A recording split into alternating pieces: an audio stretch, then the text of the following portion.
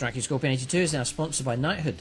Battle epic friends and foes in a living fantasy RPG world full of mysterious monsters and mighty enemies as you strive to become the land's most feared and famous knighthood. Win rare treasure in hunts and quests to improve your gear and up your game.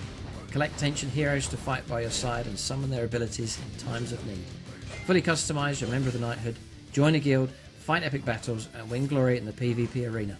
Free to download and play, link in the video description below, and when you download the game it helps support the channel. Thanks and enjoy the game.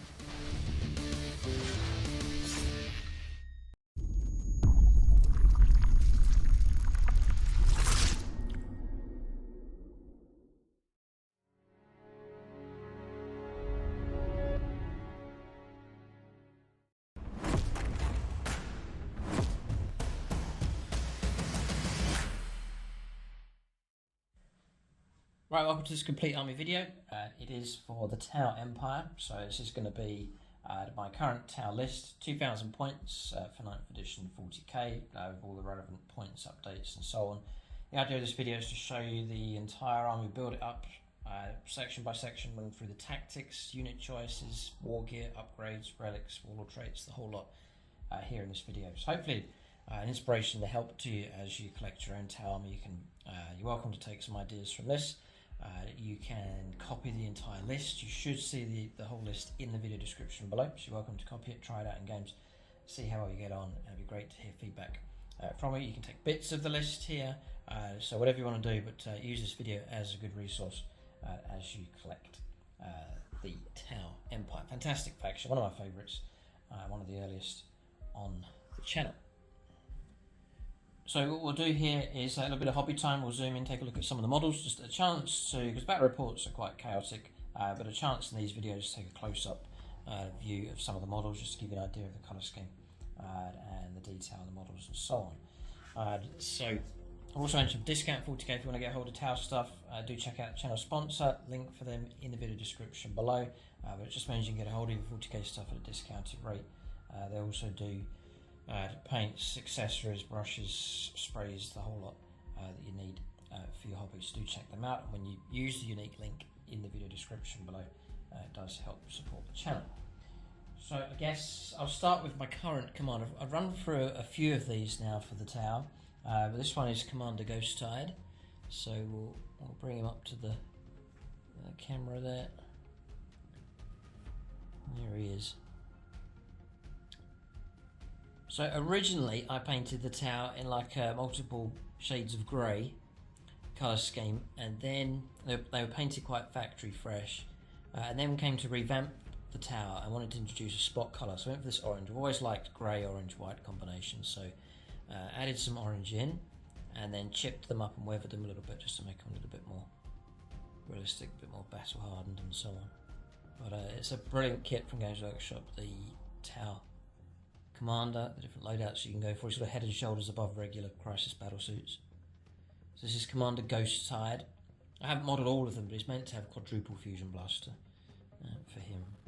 So not quite WYSIWYG with him. It's designed there on the base, bit of orc junk on there, fighting against the orcs. Orcs vs Tau, sort of classic matchup. So there he is. But as I said, I've run for a few commanders here. Ghostkeel's been one of the more successful ones for this Tau list. So that's him.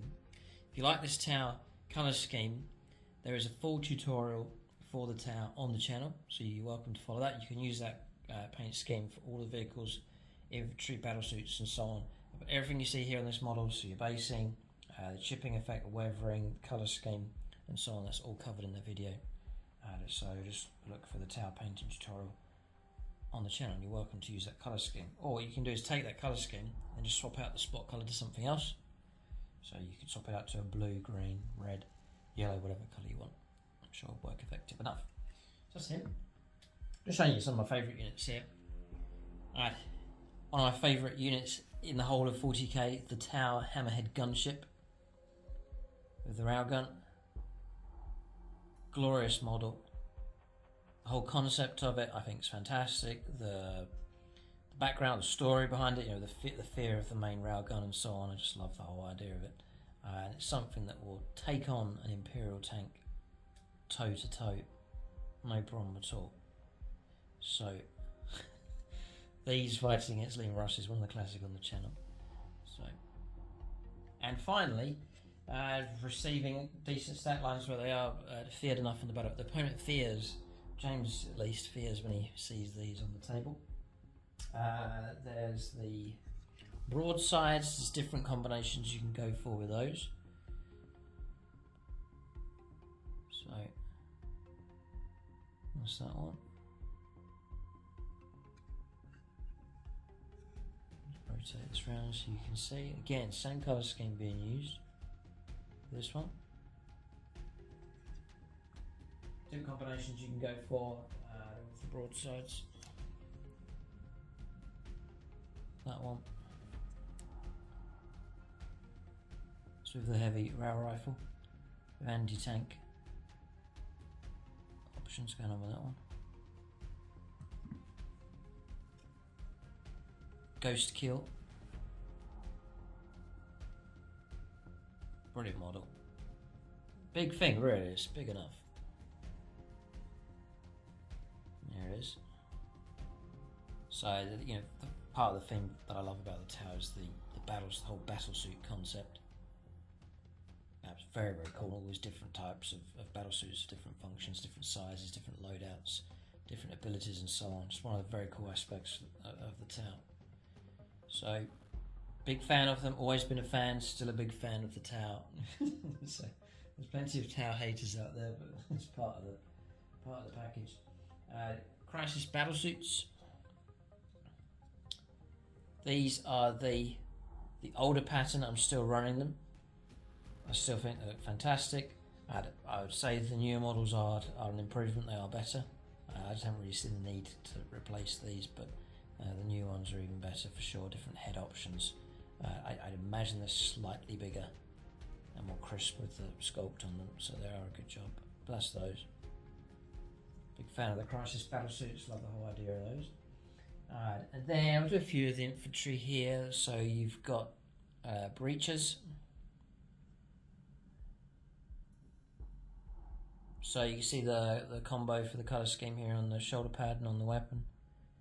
So the rule that I usually go for is areas of less importance. So you see the legs here. I just keep that as a standard grey. And then areas, as you come in towards areas that are more important, such as the gun, the helmet especially, the main shoulder pad, that's I start introducing, do more work with the colours, the white and the orange, and so on. So you usually see that as a rule across the models. So bring back the Ghostkeel here. So the main areas, the shoulders, the chest, and the head. So you'll see more of the white and the orange going on with that. And then the lesser important areas, the darker grey. That's the general rule I've been following with that. So the emphasis is on the area where people will be looking, which will be the head and the shoulders and chest and so on. And then the Tower Army wouldn't be complete without drones.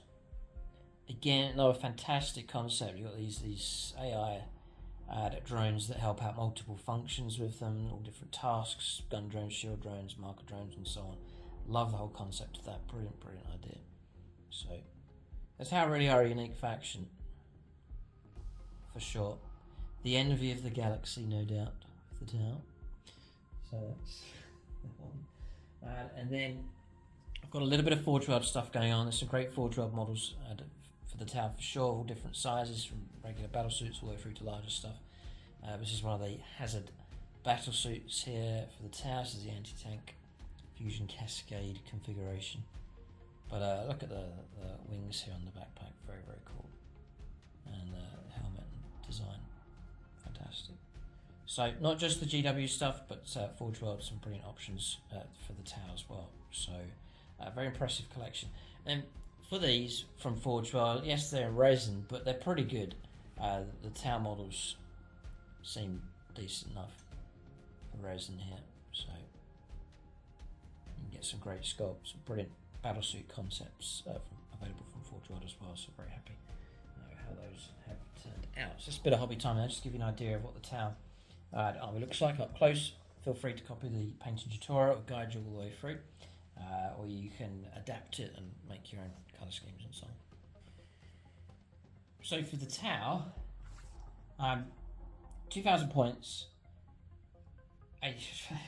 9th edition is the armies are closer together. You're unable to hold the back gun line. You can't fight from the back and win. You've got to go out and grab mid-table objectives and so on. You've got to fulfill secondaries. You've got to keep the opponent off of objectives. It's not just yourself grabbing objectives, but keeping the opponent away from objectives as well. So it's created a challenge for the Tau, because Tau have done well by being a gun line and just blasting stuff away. The opponent charges after them, the Tau just destroy everything and then they win. But now the Tau need to be aggressive, which is a challenge. It mixes things up. It's made Tau much more interesting and fun to play, because you've got to go with firepower, but you have to go aggressive with that. So it's been a good turn, I think, for the Tau. So close combat is hardly any options at all, and your average Tau units are useless in close combat. But the problem is you need to get close to the opponent and drive the opponent back. So outside of melee, what do? No psychic phase, no psychers to use.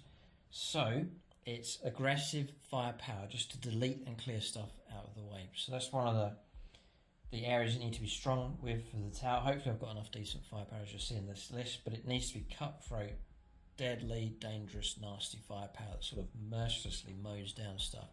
And as you do that, you've got to have no sympathy.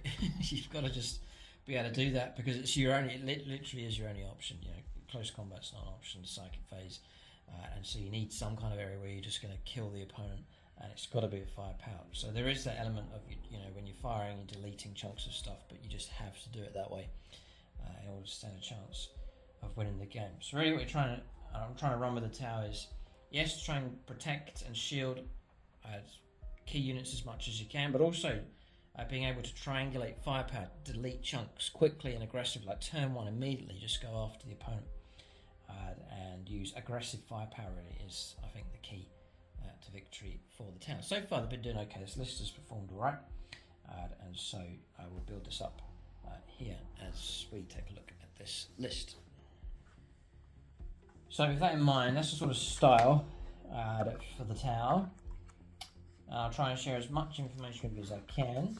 So the Sept, first of all, I'm going to run mine as Tau. My structure is a single battalion. Command points precious and they're useful. The Tau do have some really good stratagems, and so trying to preserve command points as much as possible. I run the battalion detachment, so it costs me 0. I take 2 relics and 1 warlord trait, so it's going to cost me 3 CP. So that means I have 3 CP if I'm playing a Warzone Nephilim game, so that's okay. It could be worse, but 3 is alright. And as the turn starts, you get another one. It comes around to your opponent's turn, you get another one as well. So those CP start flowing in. So it seems to be work alright, generally speaking. To have 3 command points at the start of the game seems to work okay. I think the warlord trait and the 2 relics is well worth it. We'll talk about those here in just a moment. So I then go for Tau Sept across the board. The main reason I take Tau Sept is the Sept tenet. Each time a unit of this tenet is selected to shoot or fight, you can reroll a single hit roll or 1 wound roll. I'm running a couple of Hammerheads in this list, and that ability to reroll is super useful, really, really useful. I've got some other units with some like one-shot dangerous weapons as well, such as fusion blasters, heavy rail rifles, and so on, which are sort of minimal dice, and so the ability to reroll, hit roll, or wound roll is exceptionally useful. So for me, that's particularly strong and very, very useful indeed. Your plus 3 inches to range of all abilities as well. There's a bonus there for Invocation of the Elements. I don't use any of these here.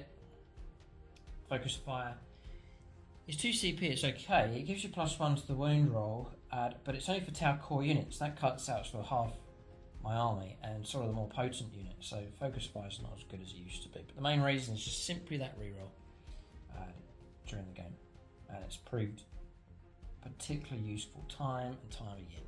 So it's Tau Sept that I've gone for.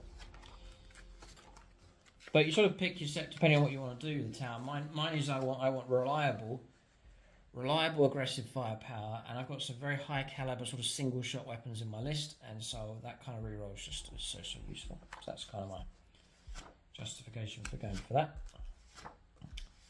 So we'll build the list up here. I was running Shadow Sun on the list. I dropped and just gone for the commanders. So the commander that I've gone for is the Enforcer Battlesuit. So he's useless in close combat, but want him to be able to take a bit of flak, take a bit of damage, a bit of survivability of him. One of the good things about Battlesuits now, units have the Battlesuit keyword, can fire whilst they're in close combat. So yes, maybe he does get caught out in close combat, but I want him to try and survive that combat and then fire at point blank range into whatever he's fighting against and have that as an option. So I've gone for mean firepower with him, and then survivability with the commander as well. So he's already a character, so he can hide behind stuff, and then if he does get involved in a fist fight or get shot at, there's some durability to try and keep him alive. So the Enforcer's the toughest one here. A bit slower, 8 inches, but that's still quick enough. Don't really need him to move too quick. Weapon skill 3+, ballistic skill 2+, so hitting on 2s. Well worth taking advantage of that excellent ballistic skill. Strength 5, toughness 5, 7 wounds, which is brilliant.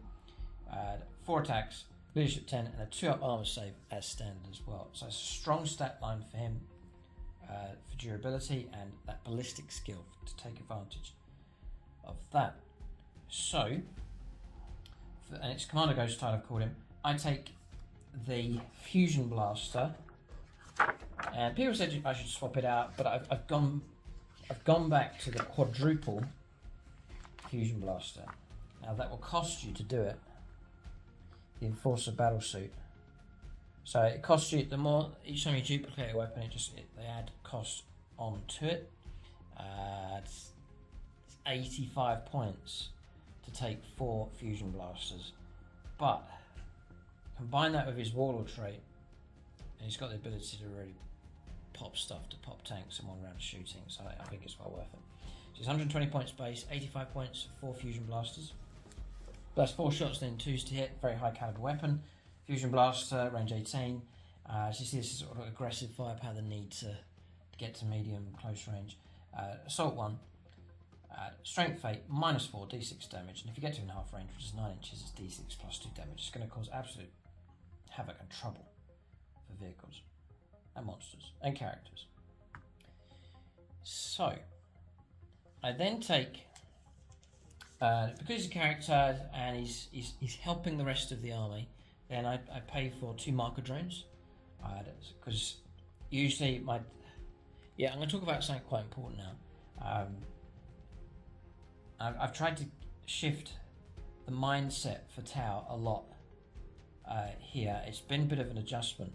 The old ways of playing Tau is your Battlesuits all drop in, deep strike and ambush. That's why I played Tau for like years and years on the channel. But I've increasingly found that turn 1 is so quick and so important that often I'm needing 90% of my army on the table, and there just is no time for reserves, and the Tau need that massed firepower immediately in a battle, not just hanging around, because the way the game moves on, the way points are picked up so quick.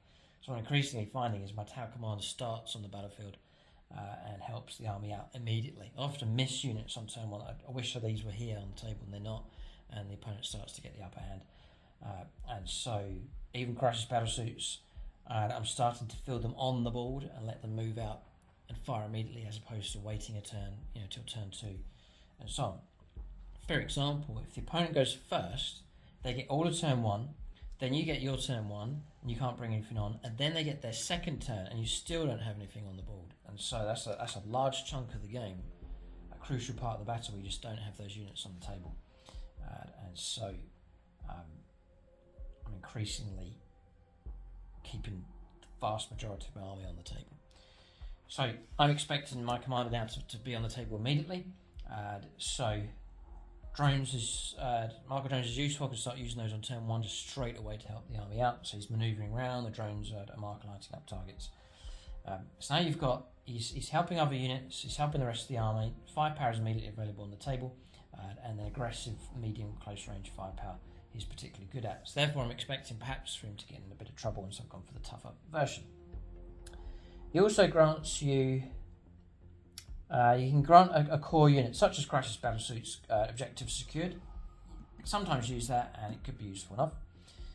Then Master of War, Enforcer Battlesuit Commander model. Each time a core model in that unit makes an attack, you can re-roll hit rolls of 1. So you can help out like Crisis Battlesuit units, Fire Warriors and so on. Just re-rolling 1s, just like a Space Marine Captain. Yeah, Sept core units, so 6 of him. So again, another incentive to be on the table helping out units straight away.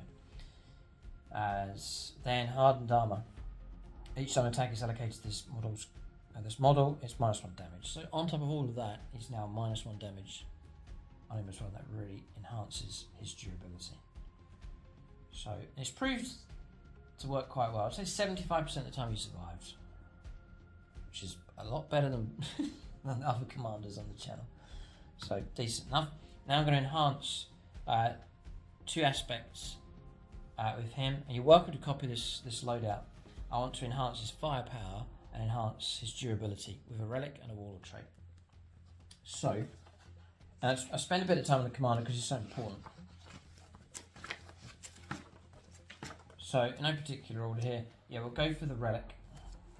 So I give him this solid image projection unit.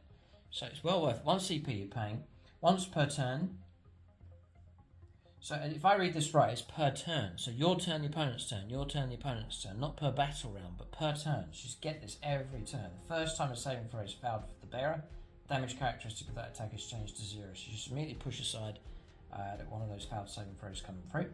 And then you also, on top of that, the bearer gets a 4+ invulnerable save. So he's got no invuln save at all previously. And so for a CP, 4+ invulnerable save and ignoring the first bit of damage coming through. No matter what it is, could be damage 10 and you just ignore it. So I think it's well worth it. Massive increase to durability. So you're making him durable to much more durable just with the help of a command point. And then I then take, it's just like an auto take here for quadruple fusion blaster. Precision of the hunter Warlord trait. Each time this Warlord makes an attack, you can reroll the hit roll, reroll the wound roll. So now you've got decent firepower, now it's a really reliable firepower. 2s to hit rerolling. Excellent. And then wounding. Often he's going to be firing perhaps at tougher targets, toughness 8. We may well increasingly be seeing toughness 9 with Astral Militarum. And so the ability to reroll the wound roll is exceptionally useful. And so just makes him so reliable.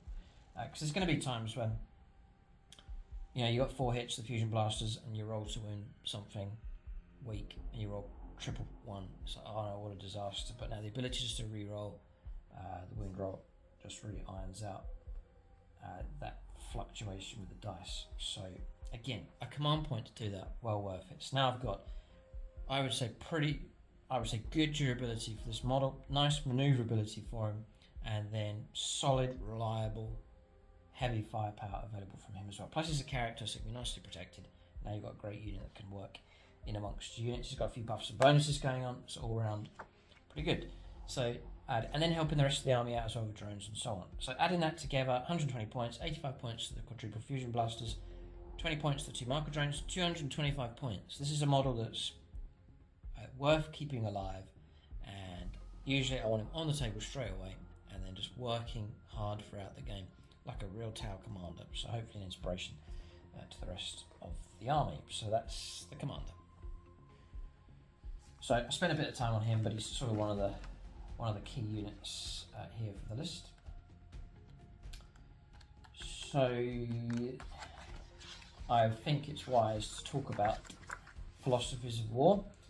So Montka, the ability that I've talked about earlier on, or the need to go aggressive with firepower and to manoeuvre, like push up the ball quick, clear objectives, hold the middle ground, and go aggressive despite being useless in close combat. Montka really helps out with that. So battle rounds 1 to 3. You can choose one or the other, but this one's the one I'm going for here. So each time unit makes a normal move or advances your movement phase until the end of the shooting phase, it counts as having remained stationary. So now you're being helped.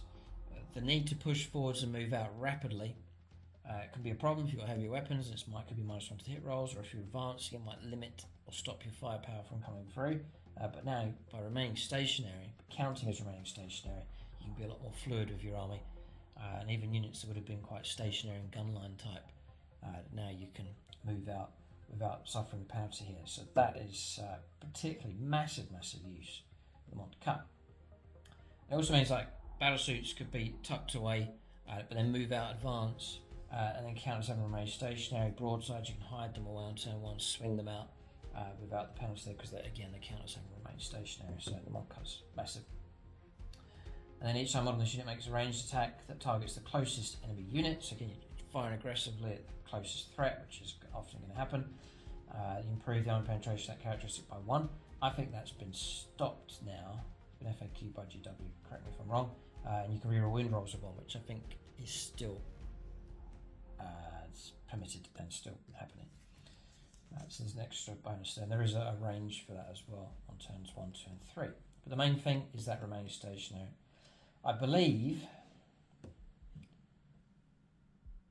again correct me if I'm wrong, if you count as having remained stationary, it means your drones could move out and advance, and count as having remained stationary and still perform their marker-like action.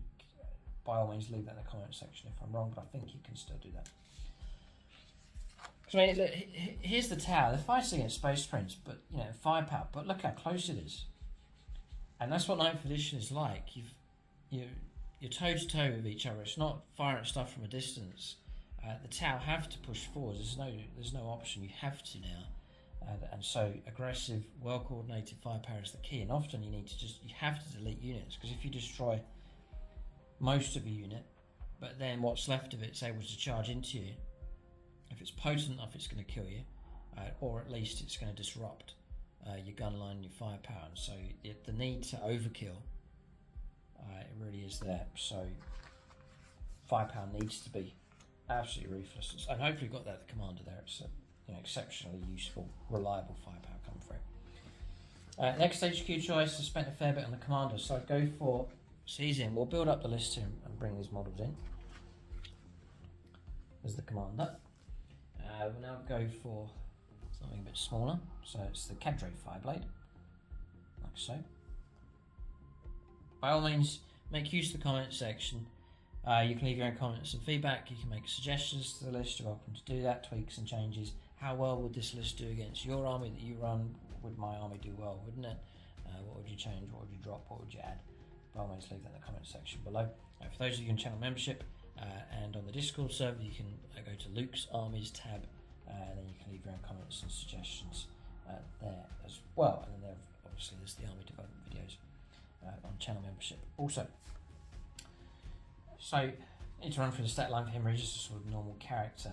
It comes with a marker-like ability. The idea of him is usually going to remain stationary.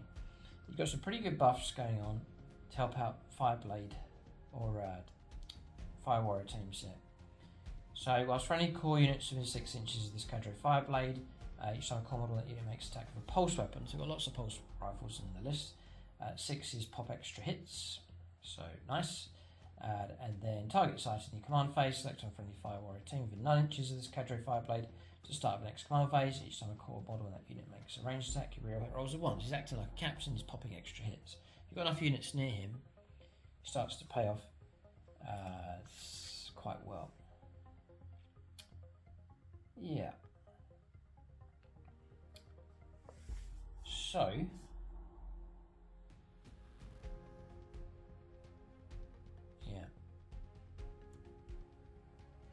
okay.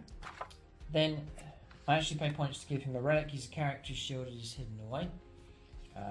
So I pay a CP to give him the Ohr'tu's Lantern, however it's pronounced. Model equipped with Markerlight, which is what he's got. Each time this model performs the Fire Markerlight's action, you roll 5 additional d6, so 6 d6 in total, each of which causes an enemy unit to gain 1 token on a 3+. So he's good for plastering a target with Markerlight hits. I've got multiple units that are going to fire at a target, then he's able to roll up 6 d6 instead of just a single one. It's an amazing upgrade, and so he's been able to help out mark up targets.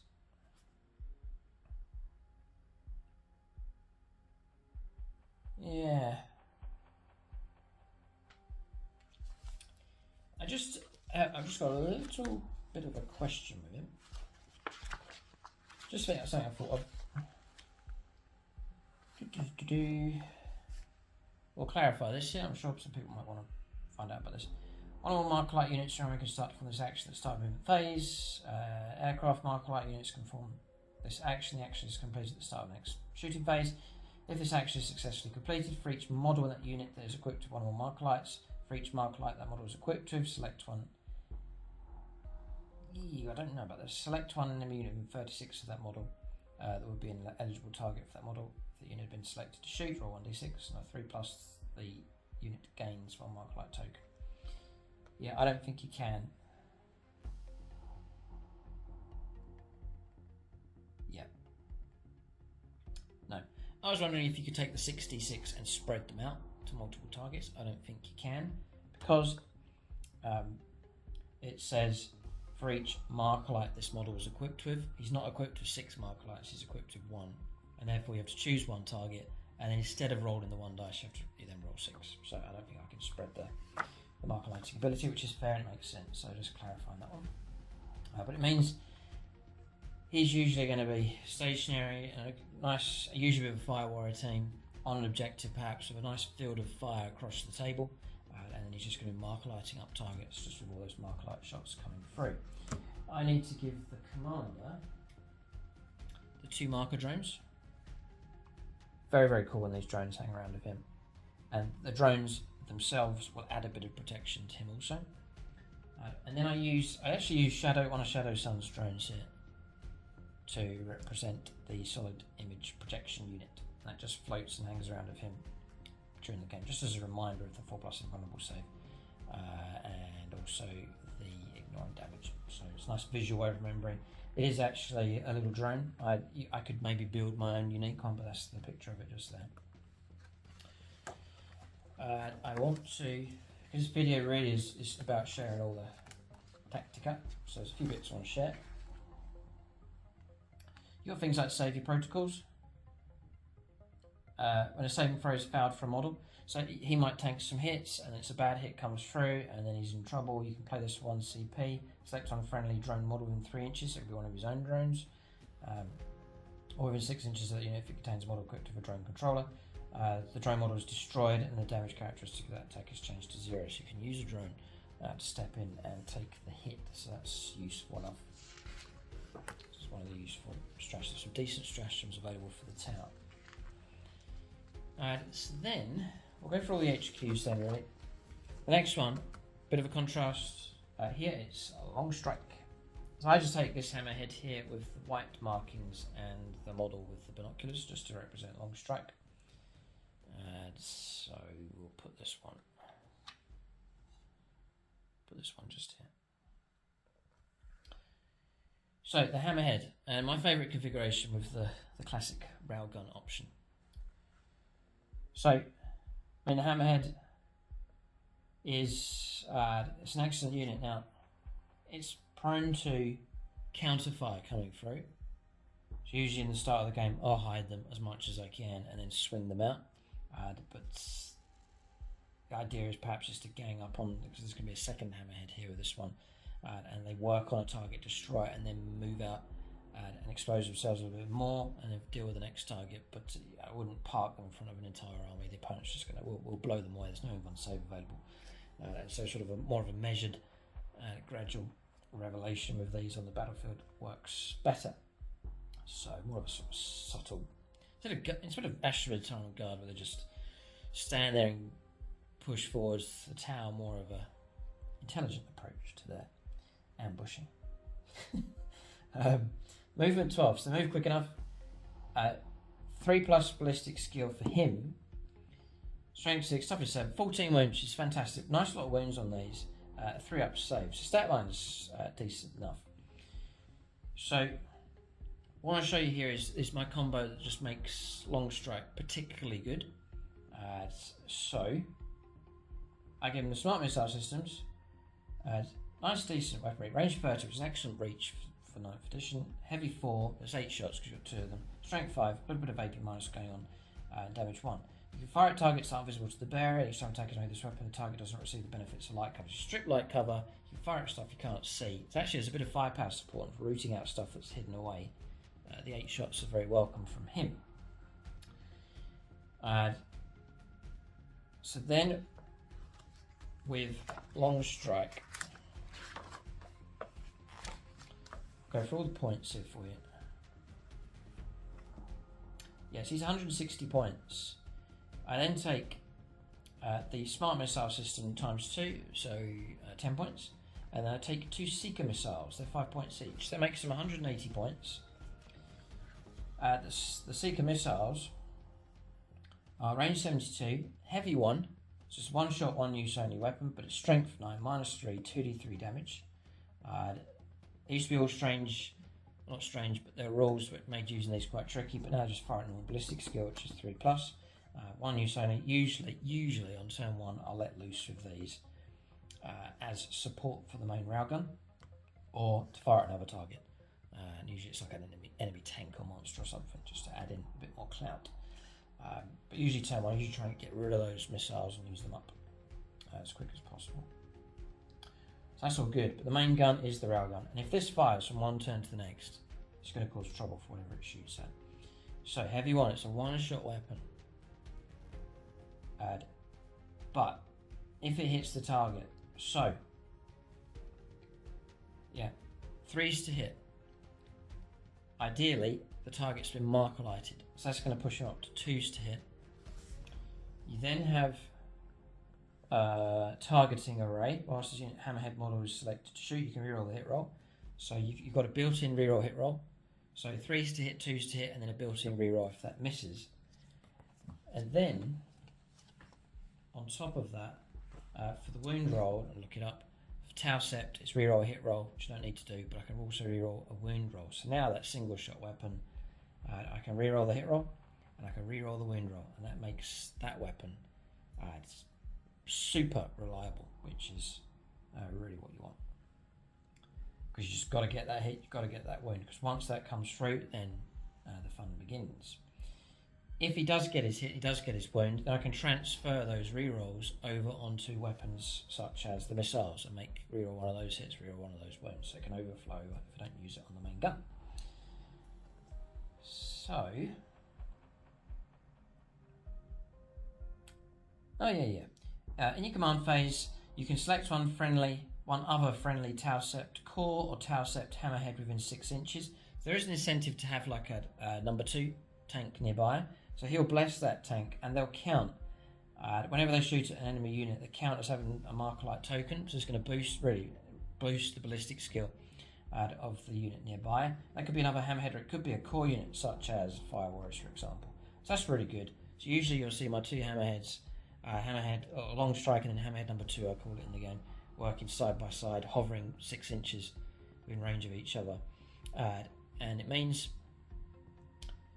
you get the 2 working together. It just looks very cool in the battlefield. These 2, like a hunting pack of Hammerheads. Just love the whole theme of that running, and sort of the Tau overkill idea of 2 of these. Usually, I would like gang up on one named Russ, just sort of delete it mercilessly, and then move, 12-inch move around, and take on the next target, and just methodically work your way through the opponent's heavy stuff.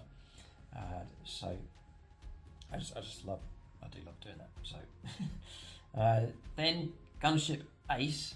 Each time unit's Hammerhead model makes a range attack against a monster or vehicle, which is the usual target, you're on +1 to your wound roll on top of that. So that means that you're on 2s to wound pretty much whatever you shoot at. Yeah. And the possibility of re-rolling as well, which is just so reliable. Brilliant. And it's worth getting that to make these reliable, because strength 14, AP -6, it's going to knife through butter, D3 +6 damage, which is horrific. And then each time attack is made with this weapon, invuln saves cannot be made against that attack. So stripping invulnerable save, which is insane. And then each time a successful wound is made from attack with this weapon, you cause 3 mortal wounds on top of that as well. So the potential of between 10, 9, 20, potential between 10 and 12 wounds. Once that wound comes through, you're going to get 10 or 12 wounds come through, unless the opponent's got stuff like feel no pain and stuff going on, potentially to help out. The damage on that's horrific. Feared, it's a feared weapon. Very happy to have 2 of those in the list. Now, there is a sub-munition rule, which is a CP, a stratagem, and it lets you cause mortal wounds on multiple model units. I hardly ever use it. I usually fire other stuff at infantry, but it's there if you do need it, if you want to fire at an infantry target. It's also interesting, which I've found with these is they are dangerous against heavy infantry. Say, for example, the opponent's got like 3 wound, storm shield, terminator type stuff. Fire a solid weapon at it, and if you successfully win, the target cause 3 mortal wounds. That could kill a model straight away, and it's going to bypass any M1 saves. And then on top of that, the next model that's got its storm shield ready, you're going to ignore that M1 save and cause D3 plus 6 damage. So all of a sudden, you know, like a Terminator unit, you could strip away 2 Terminators quite comfortably with the solid shot railgun. So I found that to be actually a useful unit if I need to fire at heavy infantry as well. So multiple uses for Longstrike and the Hammerheads. The railgun is deadly. Whatever it points at is in trouble. And then I just give the couple of extra missiles just if I'm firing over a particularly heavy target, just to try and guide through and make sure the target's destroyed. Because the ideal situation is destroy a target and then they don't fire back, to keep that Hammerhead operational for as long as possible. So that's Longstrike in. Again, I've dwelt on him a little bit, but I think it's worth it. I think maybe it's wise if I just bring in Hammerhead number 2. I've pretty much covered all the stat lines for it. So this one comes in at heavy support. Usually blessed and helped out by Longstrike. And so it does need help because the Hammerhead is ballistic skill 4+. That's not good. You know, brilliant weapon, but ballistic skill 4+ is no good. So therefore, a Markerlight hit coming through is really useful to help this thing out. And then if Longstrike's nearby, it just counts as having that Markerlight. It's often going to be times you need to fire at a target that hasn't been lit up by Markerlights. They're not available, not in range. It's a target that can't be seen. Your Markerlight's all been destroyed or whatever. And so his ability just to count as Markerlighted, that just takes you up to that 3+. And that's 3+ re-rollable, re-rolling the wound, with Tau Sept and so on. It's just nice, solid reliability with Hammerhead number 2 as well. Just really, it's like the game. It's just so important that those hits do come through from these. The Tau relying on their firepower a fair bit. So normal Hammerhead gunship comes in at 145 points, and then plus 10, then plus 10 again, so 165 points. So it's worth. You don't want that gun hitting 50% of the time. That's no good. It's got to be 60, 70, 80% of the time. So we'll go back this way. That's HQs all done. You take 3 for a battalion, so I've maxed out. 1 really cheap, and then 2 quite expensive, but 2 crucial type units. See, he can go out in the thick of the fighting a bit more because he can be shielded by other stuff. This one's got to slink around, usually along the back line a bit more, because it can't hide behind stuff, even though he's a character, and so he needs to stay out of trouble. But the weapon he's equipped with lends itself to that. You know, you can fire at nice long range 72, as you can fire from a distance. Then for troops, so I've got some nice heavy firepower. I've got stuff that's going to support from the back. I've got stuff that's going to push forwards, the blistering firepower, the battlesuits that you'll see, and so on. But I need stuff to lay down firepower, to hold objectives, perform actions, and so on. So for this list, I've upped my strike teams. I've got 3 squads of 10. Good old fire warriors. Can't beat these guys. I guess the strike teams is what they're called now. So we had a close-up view of these earlier on, but this is the orange and white colour scheme. So it's them ones. I need one more. And then I'll take another yet.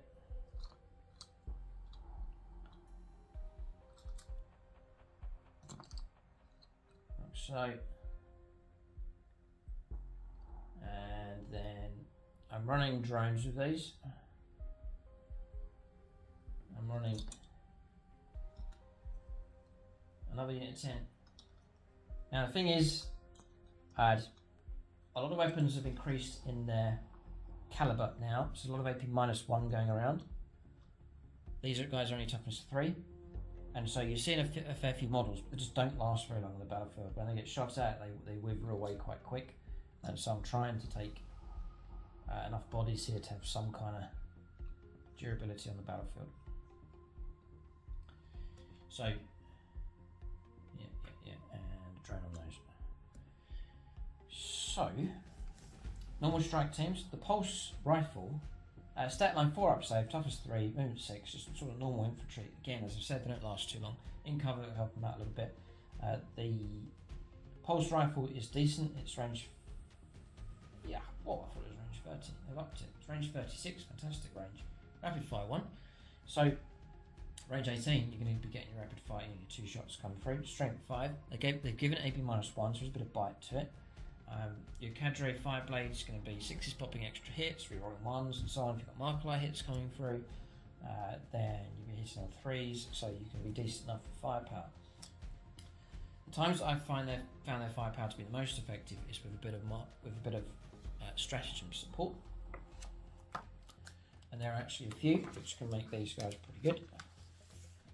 So, Relentless Fusillade, strike team, selected to shoot. Instead of following the normal rules for rapid fire weapons, that unit shooting pulse rifles can make double the number of attacks. Excellent. And each time a core model unit makes a ranged attack, improve the AP by 1. So now all of a sudden you're jumping up to AP -2. Nice. So you can be a pistol 2 in close combat, point blank volley. If you need it, never used it yet, but could well be useful enough. There we go, yeah. Pulse Onslaught. Uses stratagem in shooting phase. The fire warrior unit from our selected to shoot to the end of that phase. Each time a core model unit makes an attack with pulse weapon, 6s pop. Auto wounds. 6s to hit, auto wounds. Very useful if you're up against like a heavily armoured target when you're going to struggle to wound. Just 6s to hit. Pop auto wounds.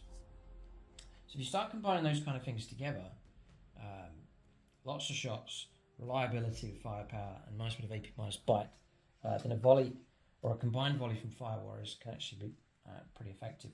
We also put a unit of breaches in there, squad of 10 with no marker drone. There's a marker drone in each of these.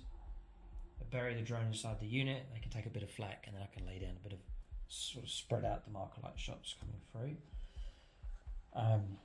Because I want a spread of units that can do that across the board, just to cover as many angles as possible to get those vital marker light hits. The downside is blast. It's 11 models in the unit. Not so good. With the breaches, a unit that can offload something nasty at closer range. The Pulse Blaster, long range, range 14, assault 2, strength 5, -1 damage. And at close range, which is 8 inches, assault 2, strength 6, -2, 1 damage, pretty good. There's a few strats to help them out. That's it. So if I've got a shorter range option I need, then these guys can push up and use their weapons. And again, with some stratagem help and assistance from arc lights and so on, you can offload a decent enough volley from those also. One option I've thought about perhaps is taking the Cadre Fireblade and shifting 2 drones over onto him. I could do that. That takes away, let's bring these back down to 10 in size instead of 11. And the drones may be a bit better protected on him, so that's a possible option. But now I've bulked the army out with nice cheap infantry, which are actually quite potent if and when I need them to be. 85 points to the breaches, 80 points each becomes 90 points with the drones, so 90 points a squad. We're bulking the army out. You've seen how quickly it bulks the army out across there, but it hasn't cost too much to do it. Okay, so that's troops choices done. We've got a good base of sort of firepower here against heavier targets, decently equipped commander and the infantry. But now I want to move on to some elite choices. So I really want to make sure that part of my overkill is for taking out armoured targets, monsters, and sort of heavier options that the opponent has. So I've got a fair bit of anti-tank here, and the idea is I may lose some, but I sort of win that firefight. I must win the firefight here if I'm up against another army that's able to shoot quite effectively, such as the guard, and so on. So you're going to see some units here that can punch quite well against armoured targets. So I guess we'll go to Forge World first of all. So this unit here, it's the Hazard Battlesuit. I'm taking this unit for fun, really. It's just a lone model here, and this one I would usually deep strike in, and it's designed to land turn 2 onwards, just to bring a bit of firepower support just to the point that I need it on the board. It works best if there's marker light hits already on the target, just to bump up the ballistic skill on this thing. So just running 1. I've got 3, So I could paint up more, maybe have perhaps 2 of these coming down. But the Hazard Battlesuit, I'll put it just here. It's a lone model. 60 points for this one, and then 10 points to take the Fusion Cascades. So movement 8 on this thing, 4+ ballistic skills, really does need that mark light help. Strength 5, toughness 5, 4 wounds, 3 attacks, 3 up save. It's not going to last too long, so the idea of this thing is just lands and just give some firepower support, and then anything else is a bonus after that. Now, the Fusion Cascade, range 12, so you can get within that range 9, or just over 9 inches away to spring an ambush. Assault D3, it's got 2 of them, so 2D3 shots, so you're averaging about 4 shots. Strength 8 minus 4 D6 damage. If you do get within half range, which would be 6 inches, then it's D6 plus 2 damage. So that's pretty much it. If it is charged, it's got photon casters here, so each time a unit is declared, each time a unit is declared as a target of a charge, it's minus 2 to the charge roll. And that's about it. It can man to strike. And that's about it for this thing. So 70 points is like a throwaway unit. Rule of Cooler as well, I'm taking it because I just absolutely love the model and the whole design of them, so I've included that in. You may be tempted to take a second one, equipped the same, and it could go down the route of taking better care of it. You could give it support systems such as shield generators. I could add in some drones, some shield drones to add in a bit of protection as well, and really make this quite a potent anti-tank unit. Could take maybe a second one of them. That'd be like 4 D3 shots, average of 8 shots. Now you're looking at something that really could delete targets. So if I can find 70 spare points or more, that could be a potent enough option. Yeah, I'm thinking seriously about that. But I've got one of them for now, possible expansion on that. So hazards in, some amazing sculpts from Forge World for alternate battlesuits and designs available from them. So we've got a bit of Forge World represented in the list. Then we'll go on to regular Crisis Battlesuits next. So this unit is fully equipped here. It's sort of a popular combination for Crisis Battlesuit. So it's a squad of 3, like so. 3 is pretty good. I want to try and have a unit that's I've spent the points on, but not ridiculously large. You can go for large units. You could take 6 of them, but 3 is quite flexible and still packs a pretty good punch. The combination for those start off at 40 points, and then it's like the one of each option for shooting. So I've gone for 1 cyclic iron blaster, 1 fusion blaster, and 1 plasma rifle on each. So now there's 3 fusion blasters in the squad, 3 plasma rifles, and 3 cyclic iron blasters. So these will be decent enough against medium heavy infantry, monsters, vehicles, and so on. So heavier targets, sort of lots of shots coming through. So fusion blaster we've already seen, range 18, nice sort of deep strike option, or these can move quick. They've got a 10-inch move, and then with Montcart in action you can advance them and then let off decent firepower. With the commander nearby, you reroll your 1s. With marker light help again, pushing these up to 3 pluses for their shooting. 3+ rerolling 1s to hit, so really good. So fusion blaster. Plasma rifle's 1 shot now, but range 30, strength 8 minus 4 and straight 3 damage. It's a decent enough weapon. And the cyclic iron blaster, I can choose which caliber to go for, either range 18 assault 3, strength 7 minus 2 1 damage, or I can put it on overcharge, range 18 assault 3, so it's like 9 shots for the squad, strength 8 minus 2 2 damage, and there's mortal wounds caused if you're all 1s to hit. So that firepower I think is decent enough, and I do want this squad to last for as long as possible, so I have given it some upgrades. First is one model has iridium armor, it's a 5-point upgrade, just boosts them to 2-up save, so that's usually the first model to start tanking hits once the drones are stripped away. I then pay 30 points of the new points changes for 2 shield drones, so these are here to tank the heavy shots coming through, to add a layer of protection. So then on top of that, I'm trying to protect the Crisis Battlesuit. So I'm anticipating perhaps, say, deep strike in, do shooting, and then receive firepower back. Or I'd move out on your turn from wherever you're hiding, let loose of your firepower, and then receive firepower back, try and survive that, and then live to shoot again is the idea. So I do want some durability of these. So 2 shield drones. And then also on top of that, paying the points, because you can take 2 drones each, add in 4 gun drones. These are cheaper than 10 points a time. And then these drones can also start absorbing damage from. I've always loved the combination of battlesuits protected by sort of clouds of drones. It's very, very cool. It's a great option. You can just add some decent protection onto the units. Adding all that together is 285 points. I think it's worth it. I'd love to protect these, keep them in good condition. They do attract a lot of attention, so I'm trying to give them the best protection I can with the drones. So this is more one of my well-equipped squads. That combination for firepower is popular enough for Crisis Battlesuits, so they're in. My Tau army wouldn't be complete without Crisis Battlesuits, just will have to take them. So it's a nice sort of representation of them. I don't know, a well-equipped Crisis Battlesuit unit, and then a well-equipped and protected Hazard Battlesuit unit. I'm liking the idea of that.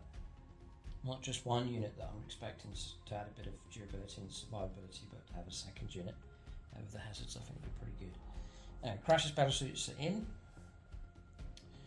And again, Battlesuits can shoot whilst they're in close combat, so nice little added on, so pretty good. The drone protection for the Crisis Battlesuits useful enough. So then my third elite's choice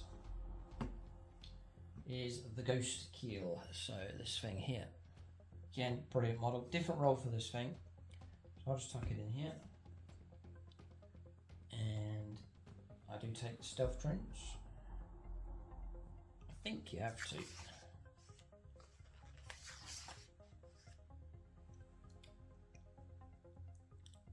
It's interesting. It comes with a drone controller built in. Yeah. So this thing is 160 points. I take the fusion blasters, the fusion collider, and then I take the 2 stealth drones, and I also take flare launchers as well, which I think is worth it because again this is going to be a model that's going to attract a fair bit of attention, a bit of heavy firepower coming through. So with flare launchers, each time the bearer would lose wound as a result of a ranged attack with a strength characteristic of 7 or more, so it's the high caliber stuff. You get 5+ feel no pain against that, which is useful at just keeping those wounds away. 12-inch moves. It moves quick. We'll talk about the roll for it in just a moment. Ballistic skill 4+, so again, the marker light help really is needed. Strength 6, toughness 7, 12 wounds. It's built like a tank. 3 attacks, leadership 9, and a 3-up save. So the loadout for this is anti-tank again, obviously. So really going heavy on the fusions for this thing. And the usual way I play it is an aggressive deployment. So it's a distraction unit, which the opponent can't ignore because of the way it's equipped with heavy weapons. Distraction unit. Usually hide it though, I don't deliberately put it in too much danger. Hide it behind something, and then on turn 1, if I go first, swing out and then go for my target. So usually deploy this thing sort of last, which the opponent's wary of. You know, where's the Ghostkeel going to go? And then swing it out with 12-inch move. You can get in a pretty good position quick enough, and then you can advance. And with the Monk Car in action, you can fire as if you were stationary. Now, after this unit's Ghostkeel Battlesuit model has any wounds remaining each time range attack is against this target, it's -1 to hit roll, so it's -1 to hit whatever range it is. If you have the drones, you can't be shot at if you are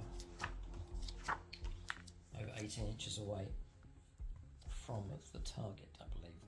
The unit cannot be selected as a target range attack unless it's the closest eligible target to the firing model, or the firing model is within 18 inches of it.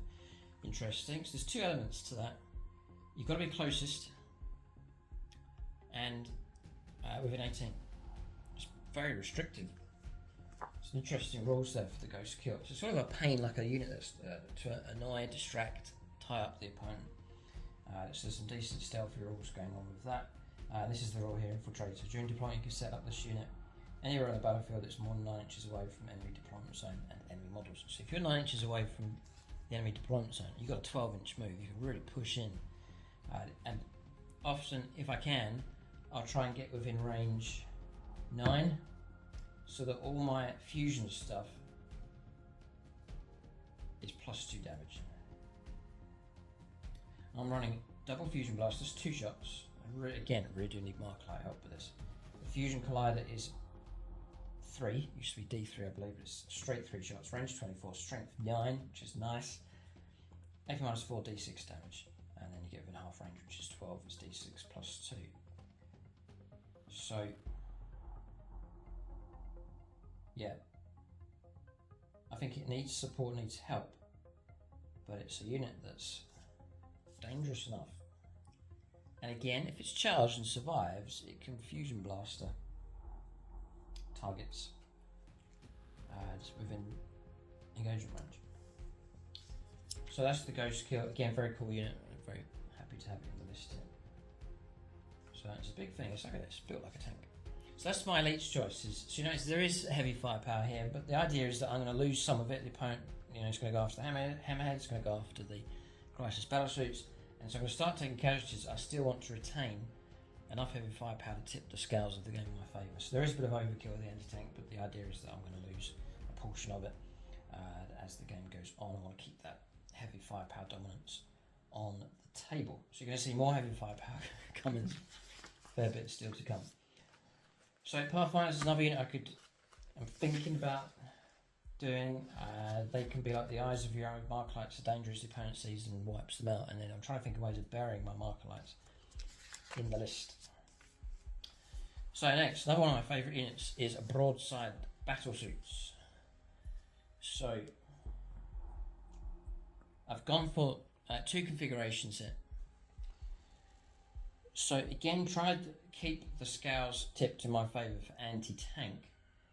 It's these boys, which are out of the list for a while and they're back, and I do rate them. They're a useful unit for sure, and the cheaper option as well. So Broadside Battlesuits here. Ghostkeel, by the way, is 185 points for the flare launchers and the 2 fusion blasters, so 185. And then Broadside's here. So this is the heavy rail rifle option. So you can take squads of 3, I've gone for squads of 2. Movement 5, so slow enough, but again, Montcar helps them out. Strength 5, toughness 5, they've got 8 wounds, tons of wounds, 3 attacks, and that 2 up save. It's a nice solid build on these things. It's the heavy rail rifle, range 60. So these are more towards the back of the board, firepower support, brilliant range. Heavy 2, so there's like 4 shots coming from that squad. Remember, you've got the tower reroll going on for them, or the reroll the wind. Strength 9, again, nice useful strength 9 against the toughness 9 targets out there, or if you fire at toughness 8, it's going to be 3s to wounds, all that helps. AP minus 4, D3 plus 3 damage each time. So if 2 go through, it's going to be like 2d3 plus 6 damage, which is fantastic.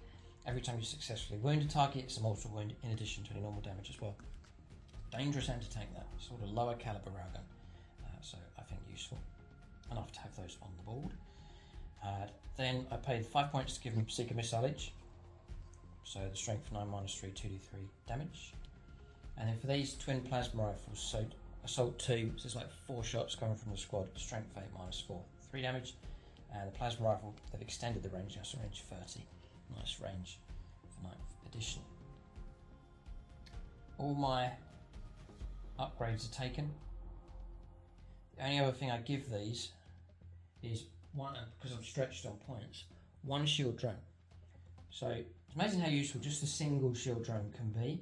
I believe they actually have 2 wounds each as well, so they can take a little bit of DACA coming through, and then just that nasty 1 shot damage, or 1 shot with high caliber stuff coming through, tanky on the shield drone, and just useful enough to have at least 1 of those.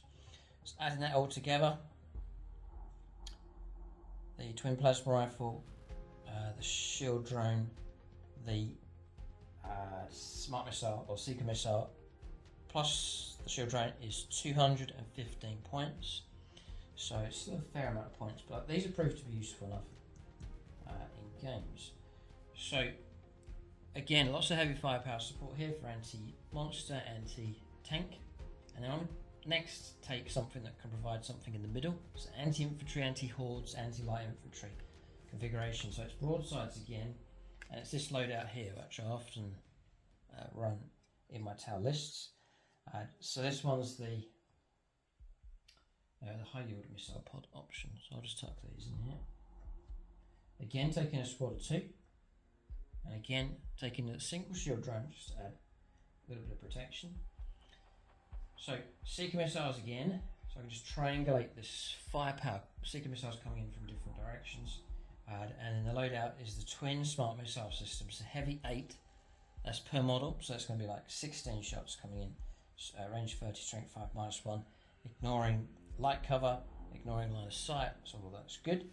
And then taking the high yield missile pods, heavy 4, but there's 2 of them, so it's 8 shots. Times 2, 16 shots, range 30, strength 7, -2, 2 damage. So nice medium light infantry clearance of these. If I need to, then I can lay down just a blistering load of shots into vehicles and so on, if required. So they sort of work in the middle, so they're not as light as the infantry, they're not got the heavy caliber of the other units, they just sort of sit there in the middle to provide sort of some medium kind of firepower support with those. So they actually work out at 265 points all in, with the drones, smart missiles, Seeker missiles and the high yield missile pods. So 265, they're expensive enough for sure. Sheesh. I mean, I don't know. It's maybe those that could be dropped and free up a ton of points to try other things, but that's the list that I'm running. These are useful enough. Some games are not so useful. Other games, they're very useful indeed, just that constant amount of firepower. But the ideal situation for Tau is to keep as many units as possible constantly firing from one turn to the next. If all this stuff's working together, staying alive and firing, targets just wither away, and that's how the Tau operate at their best. So that's pretty much it for the Tau. The third and final heavy support choice was the second Hammerhead number 2, which I've covered already, and that's to work in tandem with Longstrike. So that's my Tau list. Really, it's got all the stuff that I like in it. My favourite units are here. Love Tau commanders. Love the Hammerheads. That's what drew me in, I think, to the Tau, just their unique tanks and the way that the whole legacy of them fighting against the Guard. And that's still reflected in our games. So our favourite games is Tau versus Guard. It's been that way for years. And just to see the Tau technology change in the Guard Codex catching up, and that Sept happening again with the new Guard Codex. So a constant arms race between those two factions. But love the Hammerheads, the Commander, Crisis Battlesuits, the Fire Warriors, the Ghostkeel, Broadside, all my favourite stuff for the Tau, all squeezed into this list. Do leave your own comments and feedback. If you enjoy the list here, you're welcome to copy it, try it out, see how well you get on. You can take elements from it.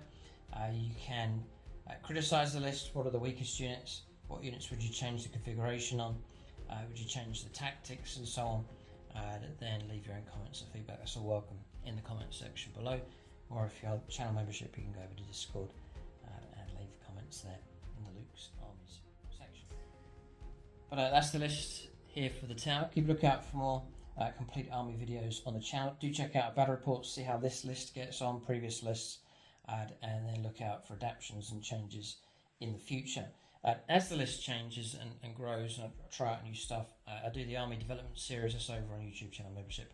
And if you want to see the early development of armies before the list is changed and brought over onto YouTube, then do check that out on YouTube channel membership. Make use of the painting tutorials for the Tau.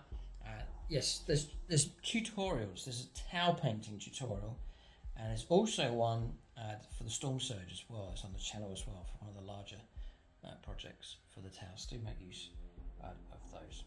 That's the video. Keep a lookout for more complete army videos on the channel. Thanks for watching. Tune in next time.